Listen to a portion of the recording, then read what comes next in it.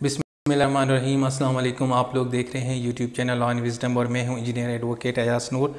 दोस्तों, आज हम बात करेंगे 1956 के कॉन्स्टिट्यूशन के बारे में। एलएलबी पार्ट 4 के जो सब्जेक्ट्स हैं वो मैंने स्टार्ट कर दिए हैं। उसका जो पहला सब्जेक्ट है कॉन्स्टिट्यूशनल लॉ पार्ट 2, उसका ये दूसरा टॉपिक है। पहला टॉपिक जो था वो गवर्नमेंट ऑफ इंडिया एक्ट 1935 था। वो उसकी वीडियो अवेलेबल है प्लेलिस्ट के अंदर, आप ज़रा उसको भी देख लीजिएगा। तो जनाब, आज हम सिर्फ ये बात करेंगे कि जो पाकिस्तान का पहला कॉन्स्टिट्यूशन था 56 का, वो क्या था, उसके क्या सैलेंट फीचर्स हैं, उसके ऊपर थोड़ा बहुत क्रिटिसिज्म भी हुआ, वो भी ज़रा देखेंगे। सबसे पहले तो आप ये देखें जी, ये उसका फ्रंट पेज है, सेकंड पेज है, और इसके ऊपर लिखा हुआ है कि 1956 के अंदर ये बनाया गया था और असेंबली ने जनाब 29 फेब को 1956 को इसको जो था ना पास किया था, उस वक्त की जो कॉन्स्टिट्यूट असेंबली थी। अच्छा जी, अब सबसे पहले इंट्रोडक्शन। तो इंट्रोडक्शन के अंदर क्या बताऊं मैं आप लोगों को, बस बहुत दुख भरी दास्तान है। दुख भरी दास्तान ये है कि हम आज़ाद हुए थे 47 में और हमने अपना पहला आइन या पहला दस्तूर जो कॉन्स्टिट्यूशन था वो जनाब 56 में बनाया। यानी कितने साल लगे? 9 साल लगे। और उस वक्त की जो असेंबली थी उसको कॉन्स्टिट्यूट असेंबली कहा जाता था। उसने 29 फेब 1956 को इसको पास किया और उसके बाद जनाब जो असेंबली के ज़रिए उसको इन्फोर्स किया गया वो 23 मार्च 1956। और हमारे जो चौथे प्राइम मिनिस्टर थे चौधरी मोहम्मद अली जनाब, उन्होंने अपनी टीम के साथ इसके ऊपर काम किया और फाइनली इसको ड्राफ्ट किया।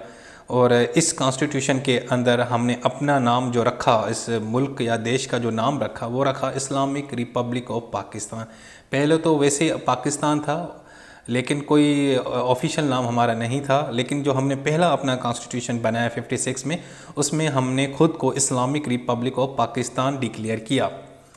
अब ये 9 साल क्यों लगे, ऐसी क्या वजह है, मतलब क्या प्रॉब्लम आए, इसके ऊपर जो मेरा जो लीगल सिस्टम का सब्जेक्ट है, जो कॉन्स्टिट्यूशनल डेवलपमेंट ऑफ पाकिस्तान का एक टॉपिक है वीडियो, उसके अंदर मैं डिटेल में बताया है। यहाँ पे मैं ज़रा डिटेल में नहीं जाऊँगा क्योंकि हमने यहाँ पे सिर्फ 56 के कॉन्स्टिट्यूशन के ऊपर फोकस करना है।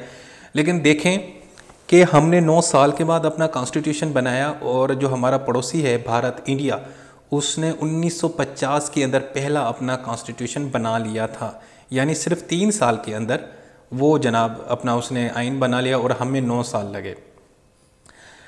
अच्छा जी, तो ये जो कॉन्स्टिट्यूशन था इसने एक, वैसे तो पहली चीज़ तो हमारा एक नाम पड़ चुका था, हमने अपने आप को एक नाम दे दिया। पहले हमारे देश का नाम सिर्फ पाकिस्तान था जो हमने ऐसे खुद को डिक्लेयर किया हुआ था, लेकिन अब हमारा पूरा नाम हो चुका था इस्लामिक रिपब्लिक ऑफ पाकिस्तान। और दूसरा, इस आइन के ज़रिए गवर्नर जनरल की एक पोस्ट हुआ करती थी, उसको हमने ख़त्म कर दिया। अच्छा, जब पाकिस्तान बना था ना, तो मेरे प्यारे बच्चों, उस वक्त कोई प्रेसिडेंट नहीं था। ये जो आजकल प्रेसिडेंट आप देख रहे हैं ना, डॉक्टर आरिफ अलवी, ये कोई इस तरह की कोई पोस्ट नहीं थी। उसकी जगह क्या होता था, उसकी जगह एक गवर्नर जनरल था जो पूरा मुल्क चलाता था और जो मोस्ट पॉपुलर यानी कि पावरफुल था। और हमारा पहला गवर्नर जनरल कौन है? कायद-ए-आज़म मोहम्मद अली जिन्ना। और जो पहले प्राइम मिनिस्टर बने लियाकत अली खान बने। और उसके बाद फिर ये हुआ कि कायद-ए-आज़म के बाद हमारे दूसरे जो थे गवर्नर जनरल वो ख्वाजा नाज़िमुद्दीन बने, उसके बाद फिर ग़ुलाम मोहम्मद बने और आखिर में जनाब इस्कंदर मिर्ज़ा जो आखिरी गवर्नर थे। यानी पाकिस्तान के अंदर 4 गवर्नर आए थे। तो जब चौथा गवर्नर आया था तो तब ये कॉन्स्टिट्यूशन बन चुका था। तो फिर वो ये हुआ कि गवर्नर जनरल की पोस्ट ख़त्म कर दी और उसका जो नाम था गवर्नर जनरल का, उसको हमने जनाब चेंज करके क्या रख दिया? प्रेसिडेंट रख दिया। यानी जो हमारे आखिरी गवर्नर जनरल थे पाकिस्तान के, इस्कंदर मिर्ज़ा, वो जनाब पाकिस्तान के पहले प्रेसिडेंट बने।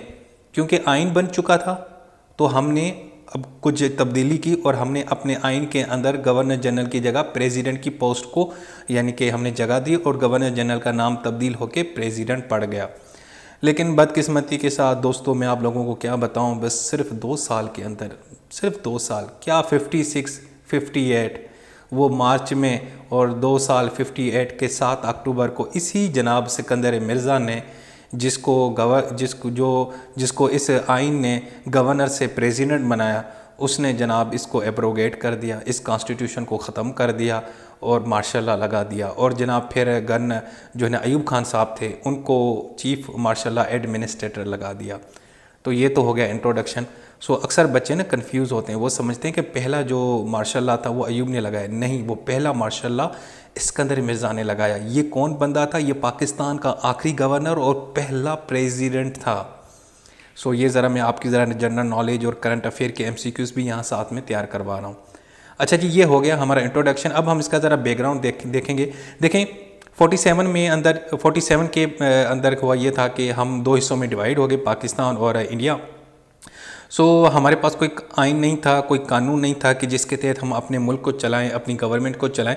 तो हमने क्या किया कि 1935 का जो एक्ट है, गवर्नमेंट ऑफ इंडिया एक्ट 1935, जो मैंने पिछली वीडियो में पढ़ा लिया है, ये आपको समझाया भी है, उसका हमने सहारा लिया और उसी के तहत हमने अपने मुल्क को चलाया। उसमें थोड़ी बहुत तब्दीलियाँ की, थोड़ी बहुत उसको चेंज की, लेकिन उसी को लेके हमने 9 साल तक 1935 के एक्ट के तहत काम किया।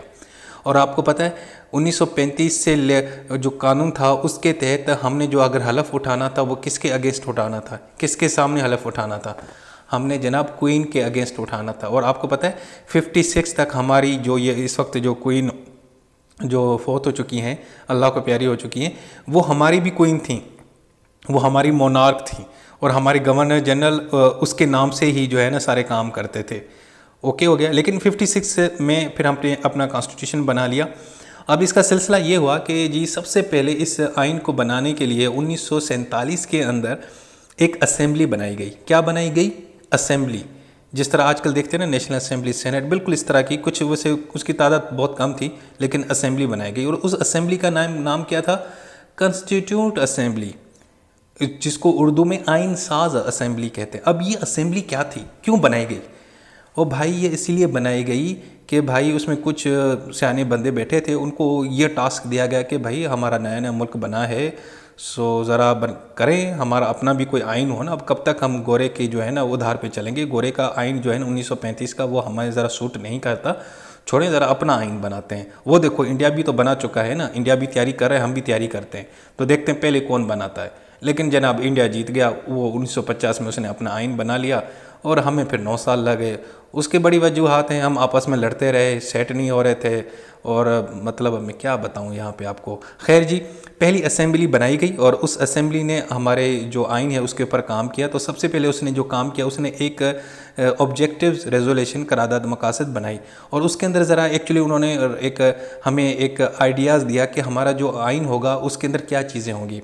उसके अंदर हमने अपने आइन के जो बुनियादी प्रिंसिपल्स हैं, फ़लसफ़ा है कि भाई इस ये चीज़ें होंगी, इसके अंदर फ्रीडम ऑफ जुडिशरी होगी, इसके अंदर कुरान और सुन्ना के ऊपर कानून चलाया जाएगा, इसमें अल्लाह की हकमियत होगी। इस तरह की बुनियादी चीज़ें बनाई ताकि हमने एक्चुअली ना अपने प्रिंसिपल्स और आइडियाज़ क्लियर किए कि हमने जो आइन बनाना है वो इस प्रिंसिपल्स के ऊपर बनाना है।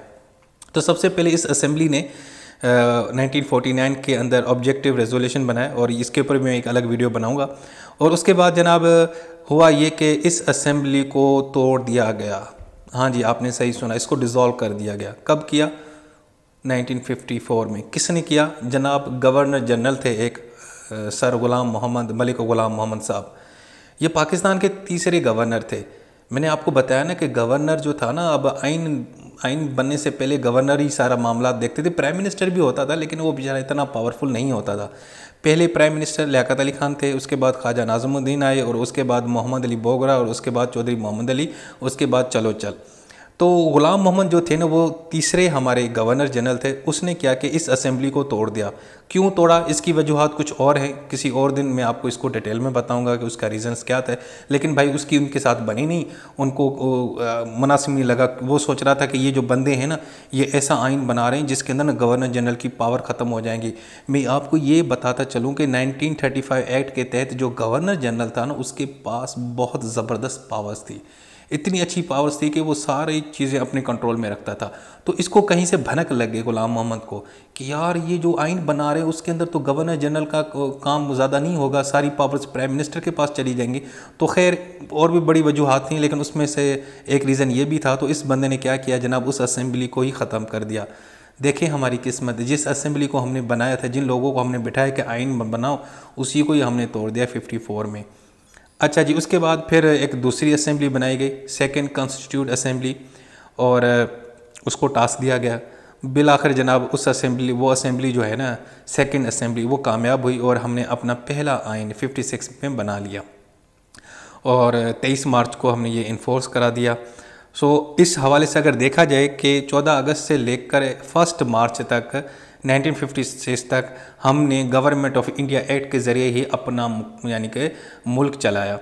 और अगर देखा जाए तो आज़ादी से लेकर 1956 तक तकरीबन 3 गवर्नर चले चुके थे, मतलब वो बेचारे हमने कुर्बान कर दिए। चौथा गवर्नर जो सिकंदर मिर्ज़ा साहब थे वो खुद प्रेसिडेंट बन गए।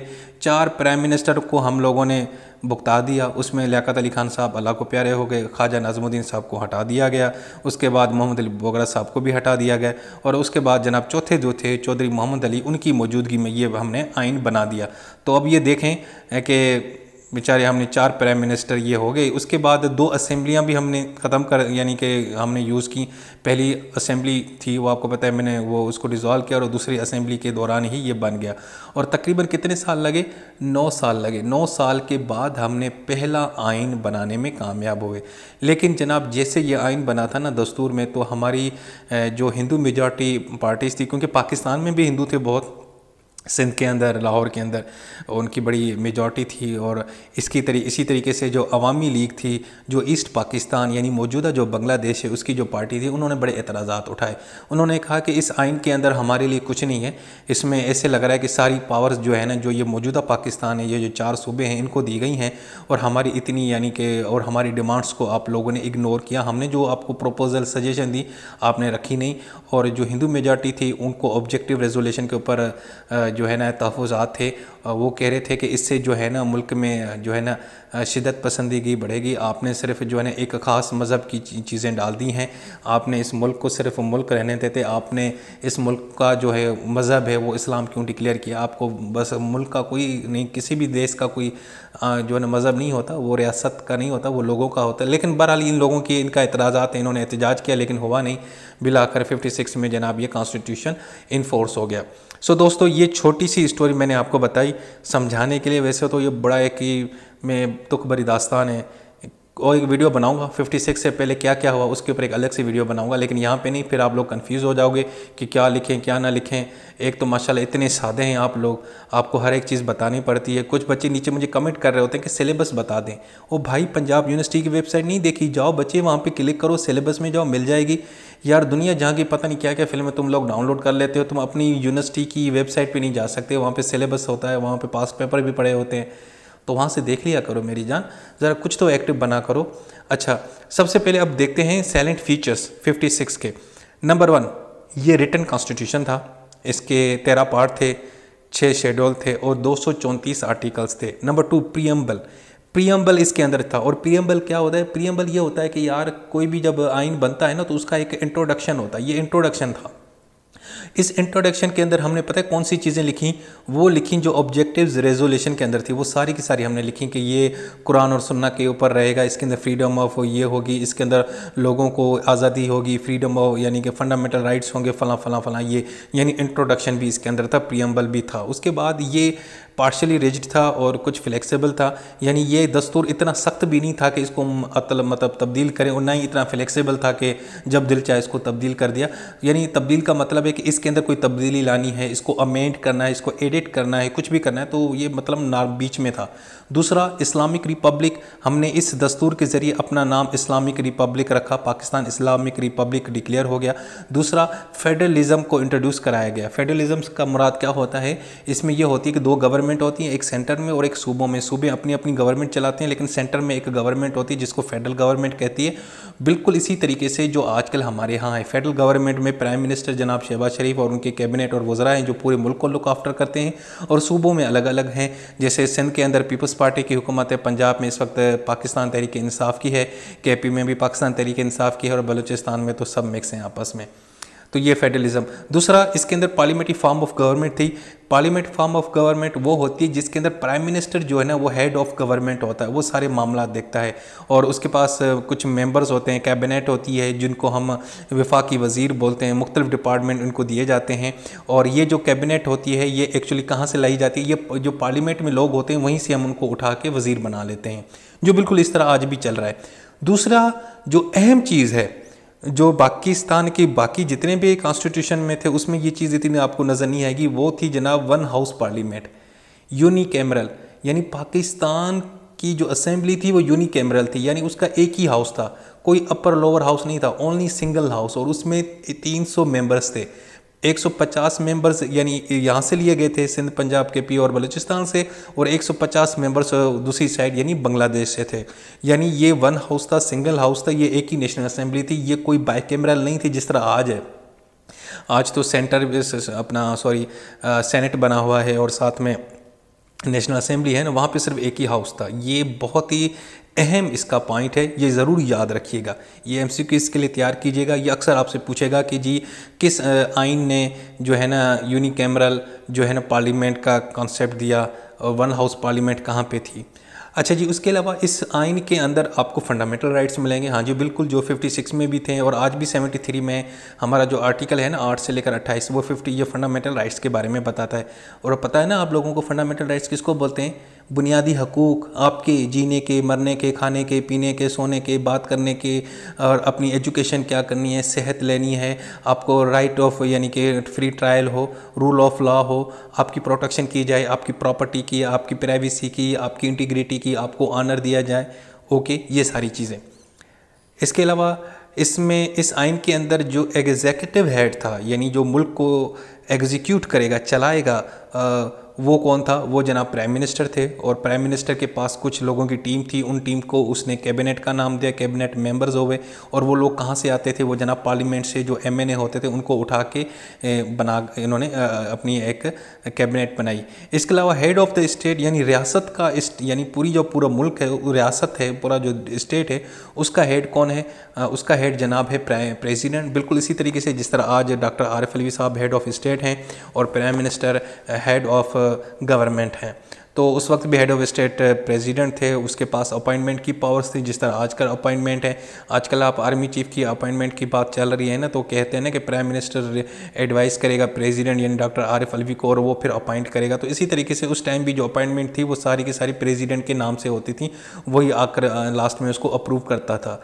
लेकिन ये जो रेड में मैंने लिखा है, ये पता क्या लिखा है? उस वक्त प्रेसिडेंट के पास ये पावर भी थी कि वो जब दिल चाहे असेंबली को तोड़ दे और जब दिल चाहे किसी भी प्राइम मिनिस्टर की कैबिनेट को उड़ा दे, उसको घर भेज दे। ये इतनी बड़ी पावर थी जिसकी वजह से प्रेसिडेंट बहुत पावरफुल था और प्राइम मिनिस्टर बेचारा हमेशा डरता रहता था। इसीलिए तो 56 से पहले 4 प्राइम मिनिस्टर घर गए। हाँ जी, ये प्राइम मिनिस्टर सारे कैसे गए? लियाकत अली खान साहब तो अल्लाह को प्यारे हो गए, ख्वाजा नाज़मुद्दीन को भी उन्होंने यानी कि उससे इस्तीफ़ा ले लिया, उसे भगा दिया। उसके बाद अपना बोगरा साहब आए, फिर चौधरी मोहम्मद अली जिन्होंने 56 के अंदर, उसके बाद ये और भी बड़े आए। और आपको पता नहीं कितने बेहताशा हमारे शुरू में 12-11 जो है ना प्राइम मिनिस्टर आए। मुझे अब नंबर एग्जैक्ट याद नहीं कि पता नहीं कितने हैं ऐसे ना कि यहाँ अस्ती यानी कि वो क्या कहते हो नीचे फतवा देना शुरू कर दो, लेकिन गूगल से चेक करना। लेकिन बताना ये है कि जब तक अयूब नहीं आया था, अयूब से पहले हमने बहुत सारे प्राइम मिनिस्टर घर भेज दिए। यानी कोई भी प्राइम मिनिस्टर अपना टाइम 5 साल का 4 साल का जो भी उस टाइम था वो कंप्लीट नहीं कर पाया। So head of the state कौन था? प्रेसिडेंट था। और प्रेसिडेंट के पास सारी पावर्स थी, सबसे ज़्यादा ये पावर थी कि वो असेंबली को तोड़ देता और ख़त्म कर देता। अब ये देखें, अब आजकल ये प्रेसिडेंट के पास पावर नहीं है, क्योंकि 18वीं तरमीम के बाद ये जो 52B की जो पावर थी ये ख़त्म कर दी। अब प्रेसिडेंट किसी भी असेंबली को तोड़ नहीं सकता। ओके, इसके अलावा जुडिशल रिव्यू का कॉन्सेप्ट था, यानी जुडिशरी हर उस काम का रिव्यू करेगी जो आइन के ख़िलाफ़ होगा। इसके अलावा अदलिया की आज़ादी के बारे में भी बात की गई। और जो नेशनल लैंग्वेज थी हमारी 56 के कॉन्स्टिट्यूशन के तहत बंगाली और उर्दू डिक्लेयर की गई और सूबों को भी खुद मुख्तियारी दी गई। इसके अलावा जो डिस्ट्रीब्यूशन ऑफ पावर्स थी कि कौन से मामलात हैं वो विफाक देगा, कौन से मामलात हैं जो सूबे देखेंगे, उसकी लिस्टें बनाएगी। 3 लिस्टें बनाएगी, एक फेडरल लिस्ट, उसके अंदर डिफेंस जैसे करेंसी है, फॉरेन अफेयर्स है, ये मामलात फेडरल गवर्नमेंट देखेगी, बाकी दूसरे मामलात सूबे देखेंगे। और एक लिस्ट थी कंकरेंट लिस्ट, उसके अंदर ये था कि उसके अंदर कुछ मामलात जो थे ना वो ये दोनों मिल के देखते थे, यानी सूबे भी देख सकते हैं, ये उनकी भी डोमेन में आ रहे थे और विफाक चाहे तो वो भी उनको अपने हाथ में लेके उनके ऊपर काम कर सकता था। तो ये तो मैंने आपको बता दिया साइलेंट फीचर्स। अब हम इसके कॉजेज़ देखते हैं। भाई कॉजेज़ ये था कि एक तो जब ये कॉन्स्टिट्यूशन बनाया तो लीडरशिप का बड़ा मसला था। कोई लीडरशिप की ऐसी चीज़ नहीं थी जो अपना रोल प्ले करे। जो भी लोग थे वो ज़रा अपने मुफाद परस्त में और अपने इंटरेस्ट में मामला देख रहे थे। दूसरा, इलेक्शन का कोई मेथड वाजे नहीं किया गया था, वाजे था भी तो उसके ऊपर कन्फ्यूजन थी, उसको किस तरह एग्जीक्यूट करना है। पॉलिटिकल ट्रेनिंग नहीं थी, ये नए नए सारे लोग थे, ये इतने पढ़े लिखे पॉलिटिशियंस भी कम ही पढ़े लिखे पॉलिटिशियंस थे। जो कुछ थे वो ब्यूरोक्रेट थे और मिलिट्री एस्टेब्लिशमेंट के बंदे थे, वही सारा मुल्क चला रहे थे। बाकी सियासतदान बेचारे ऐसे सादे बंदे थे उसमें से, और कुछ जो थे वो बड़े सियाने थे और वो अपना इंटरेस्ट देख रहे थे। तो इस वजह से हम ये कह सकते हैं कि जिस तरह कायद-ए-आज़म मोहम्मद अली जिन्ना ने जब उनकी वफ़ात हो रही थी तो उन्होंने कहा था एक जगह पे, मुझे पता है कि मेरे पास खोटे सिक्के हैं। तो ये खोटे सिक्के आपस में लड़ते रहते थे, जिस वजह से 9 साल लगे। इसके अलावा पॉलिटिकल पार्टीज़ ने भी अपना कोई रोल प्ले नहीं किया, सबको अपने अपनी पड़े हुए थे और ज़ाहिर बात है कोई ऐसी लीडरशिप नहीं थी जो उनको एक पेज पे इकट्ठा करती। इसके अलावा इकनॉमिक हालात बहुत ख़राब थे यार, बांग्लादेश में भी बड़े हालात ख़राब थे यहाँ पे। और अब पता है आपको उन ज़माने में 1954 में पूरे पाकिस्तान में जो गंदम की शार्टेज हो गई थी और भी बड़े क्राइसिस आए थे। नया नया मुल्क बना था, हमारे पास इतने पैसे तो थे नहीं। इवन कि ये भी सुनने में आता है कि कराची में जो ऑफिस थे वहाँ पे अपनी ये जो पिन होती है वो भी हमारे पास नहीं थी। इसके अलावा कॉन्स्टिट्यूशन में वीकनेस भी बहुत थी, बहुत सारे मामला थे जो उस तरह नहीं लिखे गए। हमने जो आइन बनाए वो ज़्यादातर कॉपी पेस्ट किया था। 1935 का जो एक्ट था बिल्कुल डिटो कॉपी पेस्ट किया था, बस थोड़ा बहुत नाम तब्दील कर दिया, इंग्लिश की लैंग्वेज तब्दील कर ली, बाकी तकरीबन सारी चीज़ें हमने लगा दी। और इस वजह से वो जो आइन था 56 का वो हमारे मिजाज से मैच नहीं कर रहा था, ये पाकिस्तानियों का जो मिजाज था उनसे मैच नहीं कर रहा था। इसके अलावा भाई जो हेड ऑफ़ स्टेट है, जो रियासत का हेड था यानी प्रेसिडेंट साहब, वो यार हर जगह ना अपनी यानी उंगली देते थे, हर टांग अड़ाते थे हर मामले में। प्राइम मिनिस्टर को काम नहीं करने दिया, जो असेंबलियाँ बेचारे कोई काम कर रही हैं उसको काम नहीं करिए, तो उसको इतना पावरफुल था वो हर काम के अंदर टांग लड़ाता था। इसके अलावा फ्यूडलिज्म भी यार एक बड़ी वजह है। जितने भी प्राय उस वक्त पॉलिटिशियंस थे वो सारे के सारे नवाब, वडेरे, सरदार, जागीरदार थे, तो वो एक्चुअली सारी चीज़ें अपने हाथ में रखना चाह रहे थे। और इतने लोग वो पढ़े लिखे भी नहीं थे, ज़रा आपको पता है वो फ्यूडल माइंड के थे, अंग्रेज़ों से जो है ना ज़मीनें लेके पल रहे थे और अपनी ज़मीनों पे बेचारे मज़दूर लोगों को रखा हुआ था, तो इनके अंदर उतनी वो डेवलपमेंट नहीं थी। हालांकि उसके अगेंस्ट अगर इंडिया में देखें ऑनेस्टली तो वहाँ पे कुछ हालात बेहतर थे, वहाँ पे इतना फ्यूडल माइंडसेट नहीं था। नेहरू जैसे बड़े पढ़े लिखे लोग भी थे, बाहर के पढ़े हुए थे, और अगर कुछ अमीरज़ादे भी थे तो वो इतने फ्यूडल नहीं थे। यहाँ पे तो अल्लाह माफ़ करे बड़ी बड़ी रियासतों के महाराजा बैठे हुए थे पार्लियामेंट में, क्योंकि गरीब बंदा तो आ नहीं सकता था उस ज़माने में। तो इस वजह से ये फ्यूडलिज़म ने भी हमारा बड़ा काम ख़राब किया। सो दोस्तों ये थी आज की वीडियो। तो इस वीडियो के अंदर आप लोगों को मैंने क्या बताया, आप लोगों को क्या समझ आई, जो भी समझ आई है वो मुझे ज़रा कमेंट में बता दो, ठीक है। सो ये था पहला कॉन्स्टिट्यूशन 56 का। इसका पहला क्वेश्चन यही आता है कि इसके साइलेंट फीचर्स लिखें, और साथ में ये भी पूछ रहा होता है कि इसके ऊपर क्रिटिसिज्म क्या हुआ या इसके नेगेटिव पहलू क्या हैं, तो उसके अंदर आपने क्रिटिसिज्म लिख लेना है। और इसके अलावा इसका एक और क्वेश्चन भी आया हुआ है, वो ये था कि उसने पूछा था कि 1956 के कॉन्स्टिट्यूशन में फंडामेंटल राइट्स कौन से हैं। तो जनाब उसके ऊपर जो है ना मैं नेक्स्ट वीडियो बनाऊंगा। सो जो नेक्स्ट वीडियो होगी हमारी उसके मुतालिक होगी कि 56 के अंदर जो फंडामेंटल राइट्स थे वो कौन से थे, सो उनको हम डिस्कस करेंगे। सो दोस्तों ये थी हमारी दूसरी वीडियो और दूसरा टॉपिक 1956 के कॉन्स्टिट्यूशन के बारे में। सो मुझे इजाज़त दें, अपना बहुत सारा ख्याल रखें, अल्लाह हाफ़िज़।